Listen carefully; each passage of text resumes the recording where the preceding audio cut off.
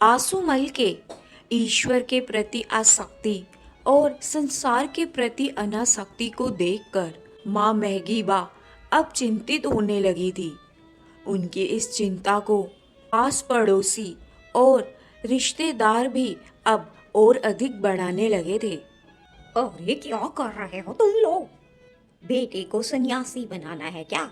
चला जाएगा, जब देखो पूजा पाठ ही कर रहा होता है, कभी मंदिर में कभी नदी किनारे। अपने बेटे को खोना चाहती हो क्या? बहुत समझा के देख लिया लेकिन वह मानता ही नहीं है। अब हम भी क्या करें? एक काम क्यों नहीं करते हो तुम लोग? उसकी शादी करा दो। शादी हो जाएगी ना तो सब ठीक हो जाएगा, खुद ब खुद रास्ते पे आ जाएगा वो। अरे हाँ, ये तो हम लोगों ने सोचा ही नहीं। ये तो तुम बिल्कुल सही कह रही हो, लेकिन क्या वो शादी के लिए मानेगा? माँ, आप फिक्र मत करो, मैं हूं ना। करेगा करेगा, क्यों नहीं करेगा। समझाना पड़ेगा, मान जाएगा, फिक्र मत करो। और एक दिन माँ महगीबा आसुमल से इस विषय में बात कर ही लेती हैं। बेटा आसुमल, बात सुनो जरा।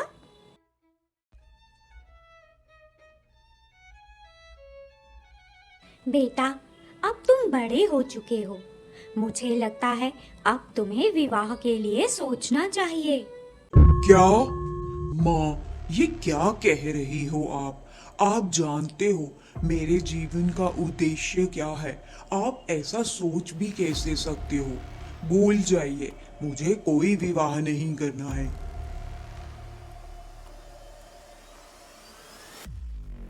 जब आसुमल विवाह का प्रस्ताव ठुकरा देते हैं तो माँ महगीबा कुछ बड़े बुजुर्ग प्रतिष्ठित लोगों को आसुमल को समझाने के लिए कहती हैं।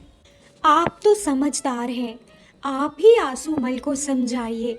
हमने तो बहुत कोशिश करके देख लिया लेकिन वो तो शादी करने को तैयार ही नहीं है। अब मैं बहुत परेशान हो रही हूँ। 20 साल का होने वाला है, आप ही उसे समझाइए, कुछ तो करिए। हम लोग तो थक हार गए उसे समझा समझा कर। ठीक है, हम देखते हैं, जितना हो सकेगा करेंगे। हो सकता है मान जाए। आप फिक्र मत करिए, मैं समझाऊंगा उसे। सुनो बेटा आसुमल, तुम्हारी माँ बहुत चिंतित हैं तुम्हारे लिए। आखिर वो तुम्हारा भला ही तो चाहती हैं। क्या बोल रही हैं गलत? सभी लोग विवाह करते ही तो हैं। तुम्हें कोई साधना करने से रोक नहीं रहा। जितना करना है करो, लेकिन शादी भी जरूरी है। आगे तुम खुद समझदार हो। अच्छा, तो फिर मैं चलता हूँ।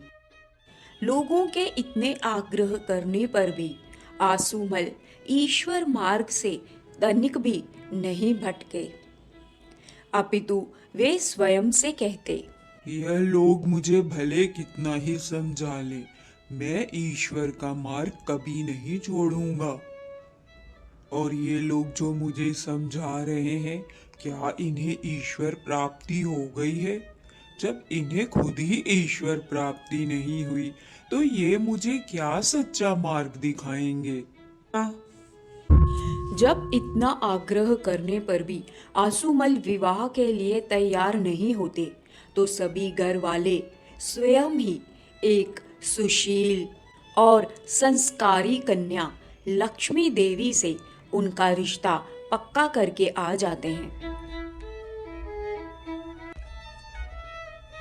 बेटा आसू, हमने तुम्हारी सगाई तय कर दी है।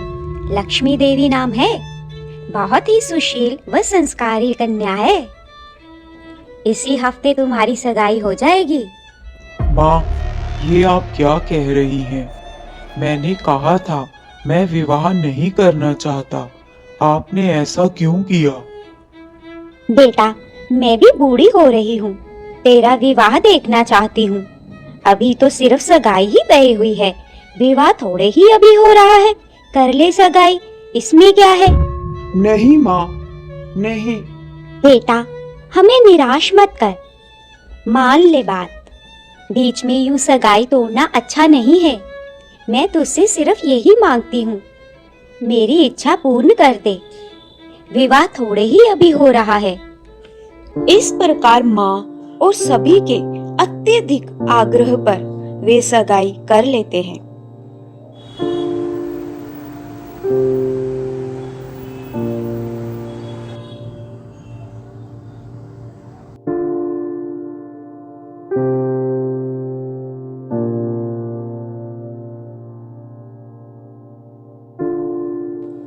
किंतु माँ का मन यहाँ कहाँ रुकने वाला था। जैसे ही थोड़ा और समय बीतता है, तब माँ महगीबा आसूमल का विवाह करवाने की भी इच्छा जताती हैं। अब मैं चाहती हूँ विवाह हो ही जाए। 2.5 वर्ष हो गए हैं, कब से हम इसे मना रहे हैं, मानता ही नहीं है शादी के लिए। इतनी देर लड़की वालों को रोक कर रखे। अब सगाई हुई है तो शादी तो करनी है ना। कोई बात नहीं माँ, जैसे सगाई करवाई थी ना, वैसे विवाह भी हो जाएगा। आप बस पंडित जी को बुला लीजिए, विवाह की तारीख निकलवा लो और लड़की वालों को भी बता देना। अरे आसू, मुबारक हो, पंडित जी ने तो तुम्हारे विवाह की तारीख भी निकाल दी है। क्या क्या बोल रहे हैं आप?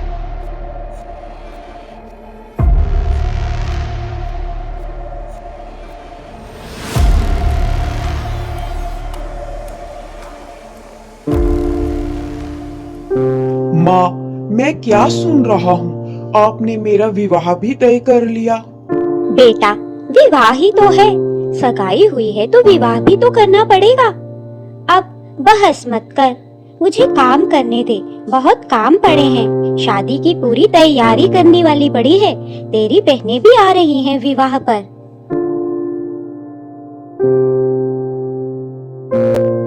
माँ, मैं विवाह नहीं करना चाहता, आप जबरदस्ती मत कीजिए।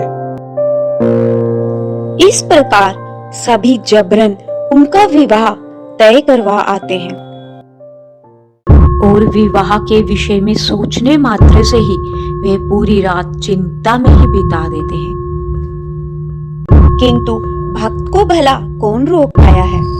और एक दिन आसूमल चुपचाप विवाह के 8 दिन पूर्व ही घर से कहीं चले जाते हैं।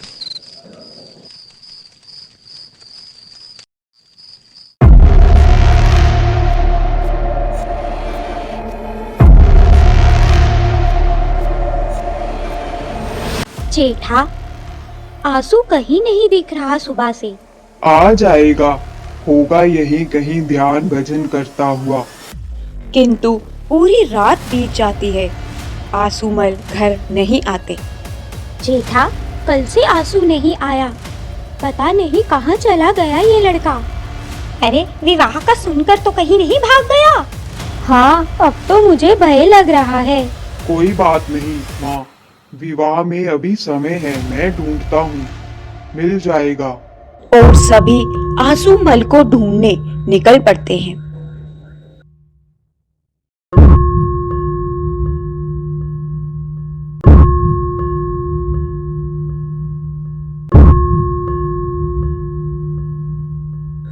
बहुत खोजबीन करने पर बहुत कठिनाई से कुछ दिनों पश्चात उन्हें आसूमल का पता चलता है। माँ, आसूमल मिल गया, पता चला है वह भरूच के अशोक आश्रम में है। क्या? चलो चलो, उसे लेकर आते हैं।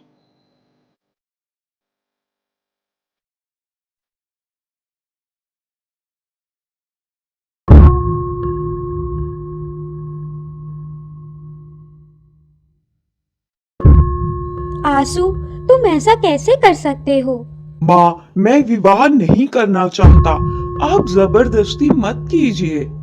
बेटा, अब तो सगाई भी हो गई है, विवाह है कुछ दिन में। अब सगाई तोड़ना हमारी और उन लड़की वालों की प्रतिष्ठा को आघात पहुंचाने के समान ही होगा।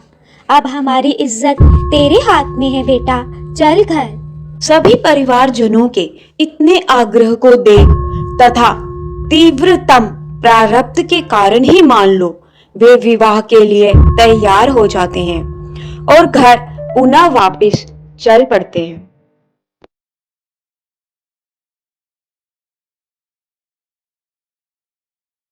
सभी लोगों के अत्यधिक दबाव डालने पर वे घर तो वापस आ जाते हैं, किंतु वे अत्यधिक दुखी और उदास रहने लगते हैं। वे भगवान के समक्ष फूट फूट कर रोते हैं और उनसे कहते हैं, हे भगवान, ये क्या हो रहा है मेरे साथ? मैं इन सब बंधनों से मुक्त होना चाहता हूँ और आप मुझे और इन बंधनों में डाल रहे हैं। क्या यही मेरे जीवन में लिखा है? मैं क्या करूं? मुझे ये सब नहीं चाहिए। मुझे कुछ अच्छा नहीं लग रहा। मेरी रक्षा करो हे भगवान, मैं क्या करूं? आसुमल विवाह के लिए स्वयं को तैयार नहीं कर पाते और बार बार उनके चित्त में घर से भाग जाने का विचार आता है, किंतु सभी की कड़ी निगरानी के कारण वे वहां से नहीं भाग पाते और इस तरह विवाह की तिथि भी आ जाती है और बारात अहमदाबाद से गांधीधाम के लिए निकल पड़ती है और गाड़ी जब थोड़ी देर के लिए पालमपुर में रुकती है तो आसूमल यहाँ से भी सब कुछ छोड़कर भाग जाने का विचार करते हैं, किंतु उनके सारे प्रयास विफल ही हो जाते हैं और अंततः उनका विवाह सुशील संस्कारी कन्या लक्ष्मी देवी के साथ हो ही जाता है।